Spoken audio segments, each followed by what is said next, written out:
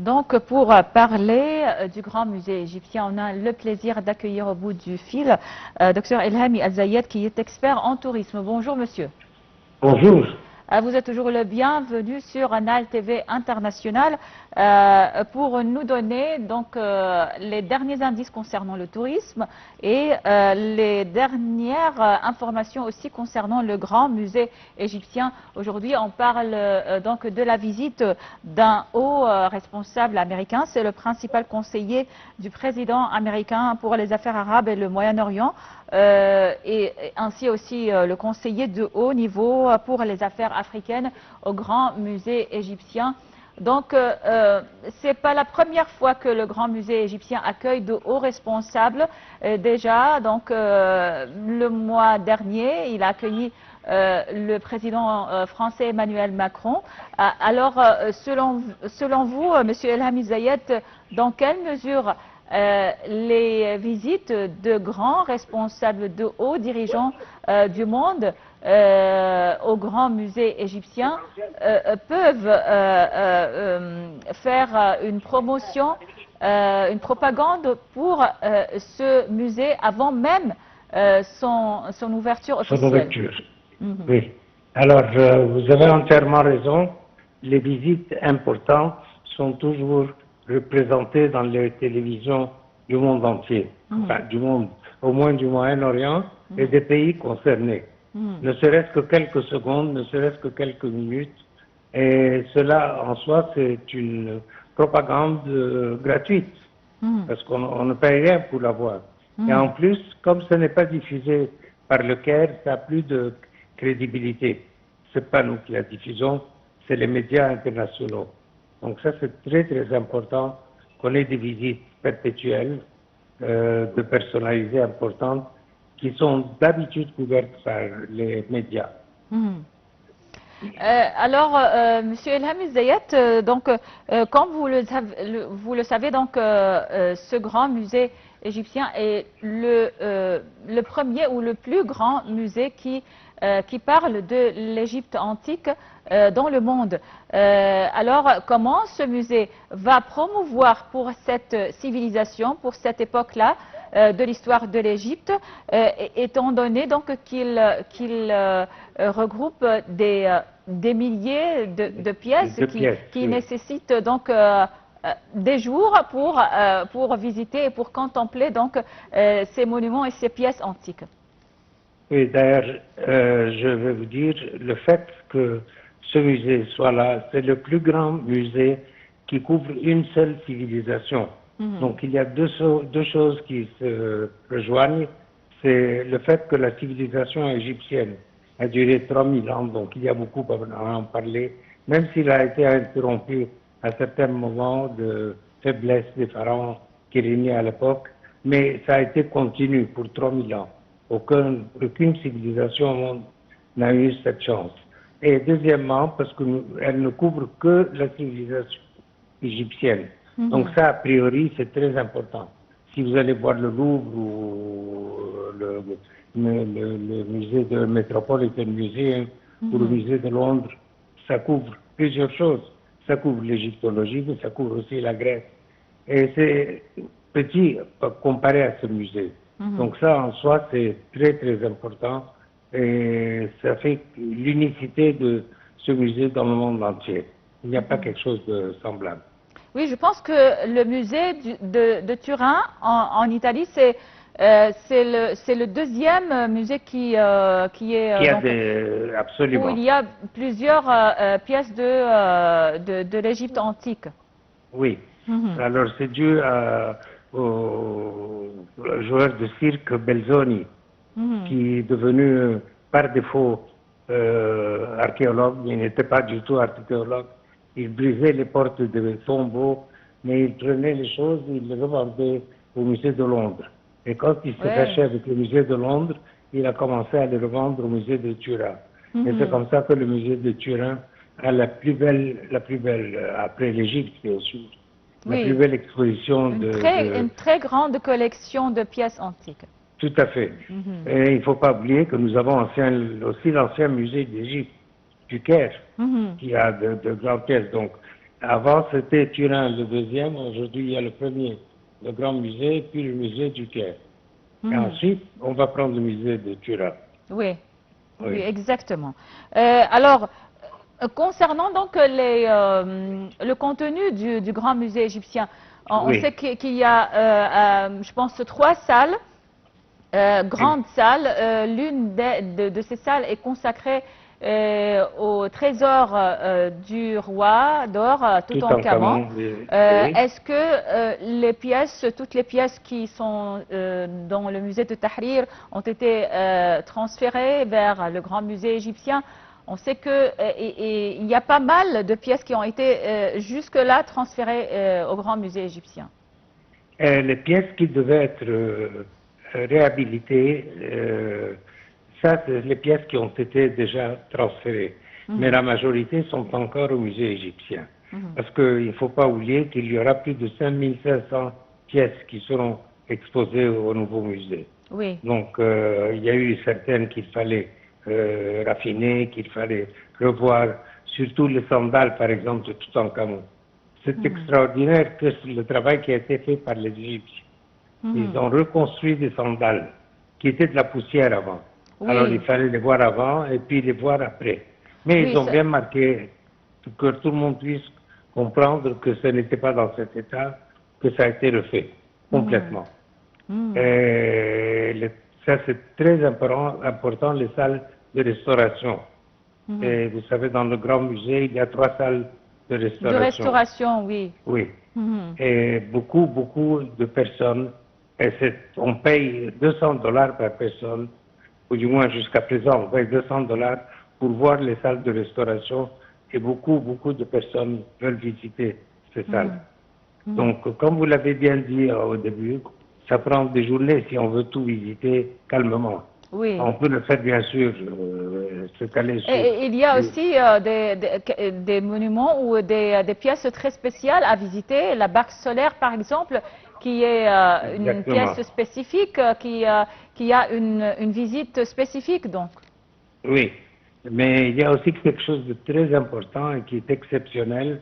Ce sont tout ce qui a été enterré avec la reine, pas la reine, oui, enfin... Oui,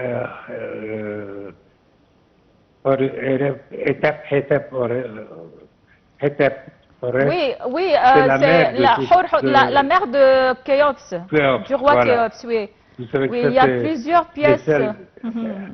Qu'on a trouvées dans le puits à côté. Elle n'était pas dans la pyramide, mais elle était dans un puits à côté de la pyramide.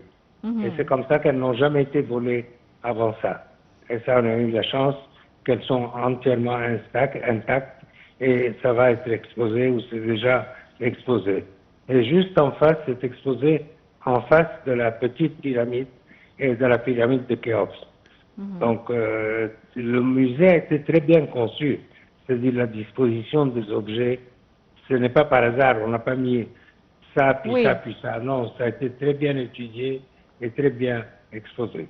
Oui, oui, je pense que ça c'est aussi, comme je dis, il nécessite plusieurs jours pour contempler les pièces au Grand Musée égyptien. Est-ce que déjà il y a sur l'agenda des touristes étrangers, ça existe le Grand Musée égyptien, il y a une visite spécifique au Grand Musée égyptien sur l'agenda des touristes? Absolument. Vous avez entièrement raison. Elle existe déjà. Peut-être pas tous les touristes, mais la majorité visitent le Grand Musée et ils veulent le visiter, même au dépend de ne pas visiter le musée du Caire. Le musée du Caire.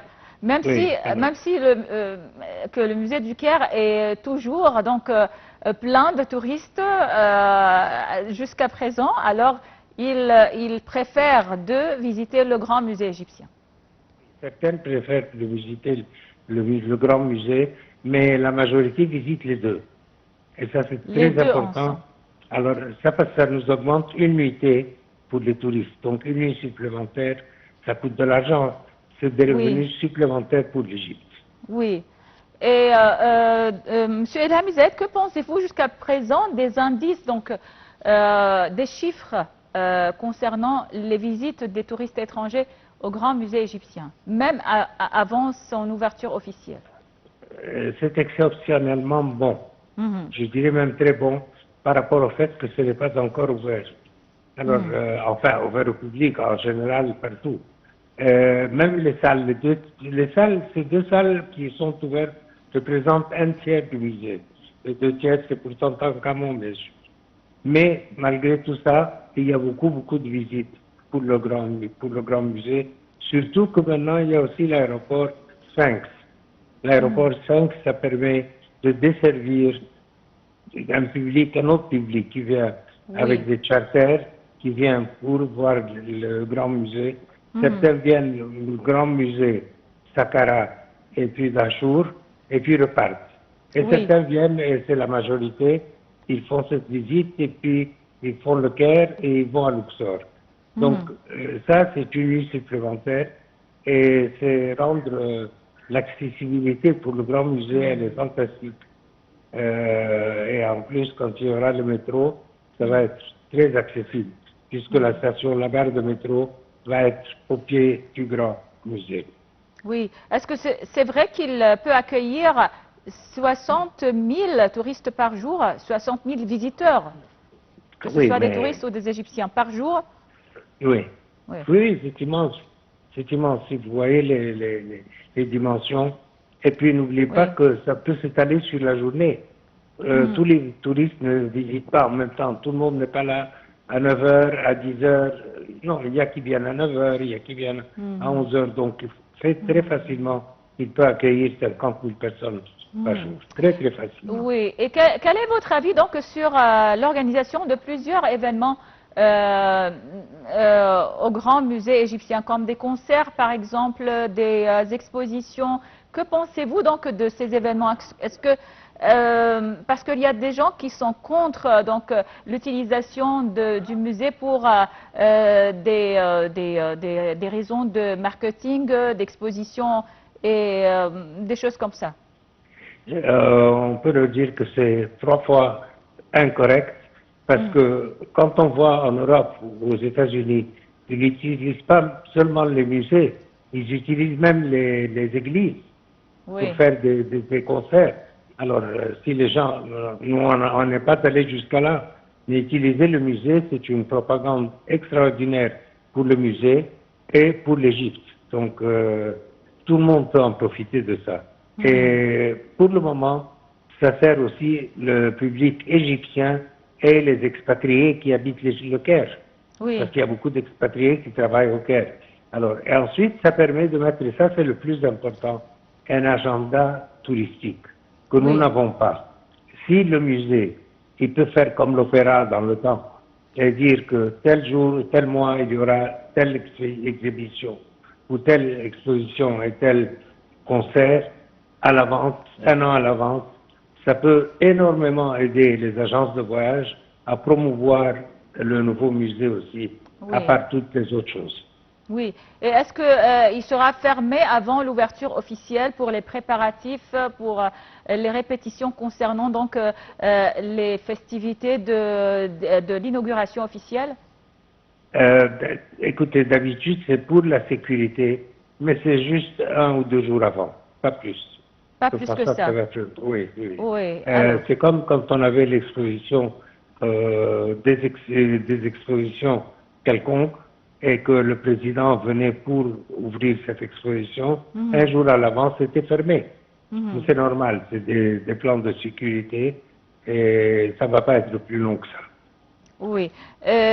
Donc, une question sur les derniers indices, selon vous, concernant donc l'afflux des touristes en Égypte pendant les derniers mois. Les chiffres, les indices. Alors, les indices sont en augmentation, pas spectaculaire, mais ils sont en augmentation. Je dis pas spectaculaire. Par rapport à 2024? Par rapport à 2024, c'est bon, c'est très bon même. Mais c'est pas spectaculaire. Moi, enfin, étant dans le métier, je veux plus que ça. Mais ce qui est important et ce qu'on constate, c'est que les revenus sont plus importants. Et ça, c'est très bien pour l'économie égyptienne.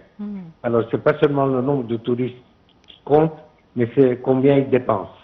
Par exemple, la France, elle a 90 millions de touristes par an et les revenus sont 70 milliards de dollars. Oui. L'Amérique, elle a 40 millions de visiteurs et les revenus sont 140 milliards de dollars. Alors, vous voyez, c'est aussi, on compare combien ils dépensent et combien de personnes viennent.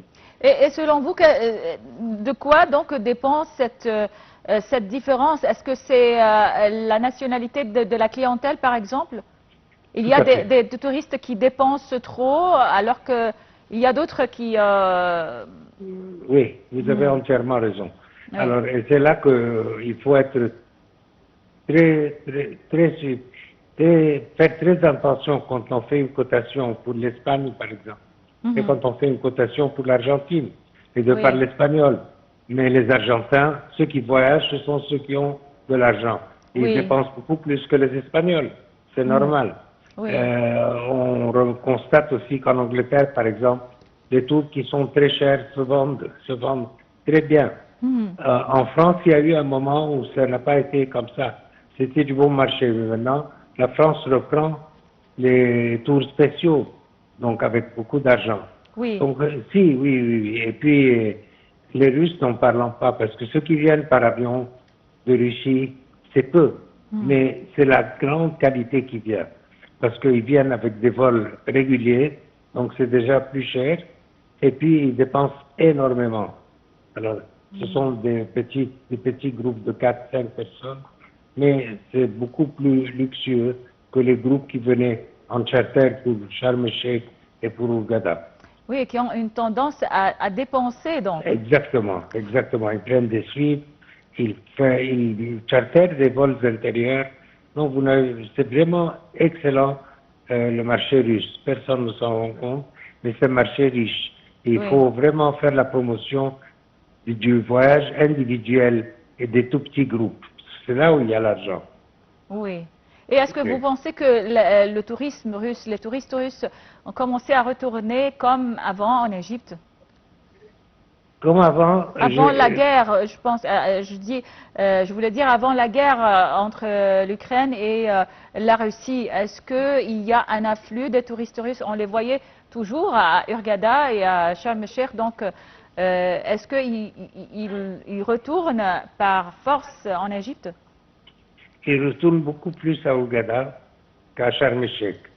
Sharm el-Sheikh, c'est un peu loin de ce que c'était dans un moment. Elle resplendissait avec le nombre de touristes. Ce n'est plus le cas. Par contre, Marsa Alam, c'est une montée en flèche. Il y a beaucoup de visiteurs. Mais moi, je pense qu'il faut avoir plus, parce que si on veut atteindre les 30 millions en 2028, comme c'est promis par le ministère, il faut faire un plus gros effort. Il y a jusqu'à présent, peut-être, à la fin de cette année, on aura 16 millions de touristes. Donc, il faut encore 14 millions pour atteindre les 30 millions qu'on espère. Mais pour ça, je dis qu'il ne faut pas sacrifier les prix. C'est ma philosophie à moi. Oui. Alors, une dernière question, Dr Elhami Al-Zayed, concernant donc vos prévisions pour la saison estivale. La saison estivale est bonne et surtout que malgré la chaleur, vous savez, au Hurghada, il y a toujours du vent. Donc c'est vendable en été. Il y a beaucoup moins de vent. Donc. Et d'ailleurs, de toute façon, il n'y a pas beaucoup de monde. Mais c'est vendable aussi en été. Alors, on espère que l'été va être bien. Mais sur la côte méditerranéenne, alors là, les prix deviennent exorbitants. Il y a des prix où vous ne pouvez même pas rêver. Alors, il y a une personne qui réserve une chambre double sur la côte nord pendant 30 jours pour 1,5 million de livres. Donc, vous voyez, ça c'est cher, mais il y a peu d'hôtels, donc ça donne une qualité très importante et c'est très cher. Et il y a des clients. Oui. Bon, alors on espère donc que cette saison sera une bonne saison pour le tourisme pendant donc la saison estivale. Dr Elhami Zayed, expert en tourisme, merci beaucoup. Vous êtes toujours le bienvenu sur Nile TV International et passez une excellente journée. Alors, mesdames et messieurs, on arrive ainsi avec ce débat intéressant sur le tourisme, mais surtout sur le grand musée égyptien qui va être inauguré officiellement le 3 juillet. On arrive avec cela, à la fin de cette édition de Bonjour l'Égypte. Merci pour votre attention et passez d'excellents moments avec la suite de nos programmes.